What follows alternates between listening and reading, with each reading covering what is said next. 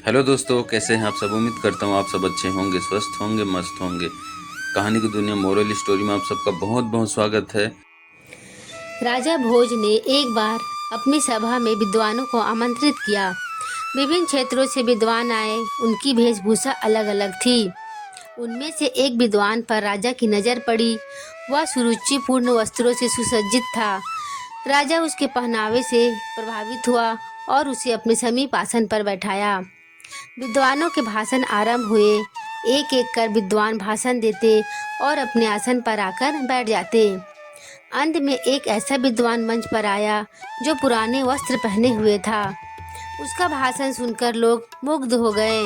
राजा भी उसकी विद्वता से बहुत प्रभावित हुआ। राजा ने उसका बहुत सम्मान किया, यहाँ तक कि राजा उसे द्वार पर छोड़ने गए।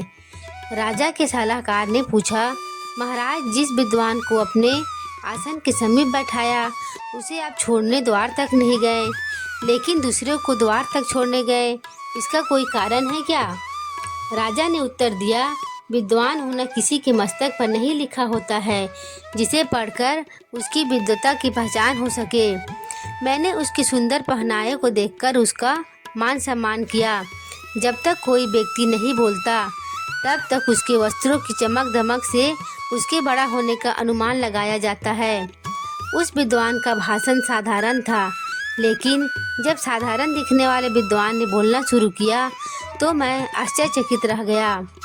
उसकी भाषण शैली गजब की थी। मैंने उसके गुणों से बहुत अधिक प्रभावित हुआ, जिसकी वजह से जाते समय उसे द्वार तक छोड़ने गया और उसका अभिनंदन किया।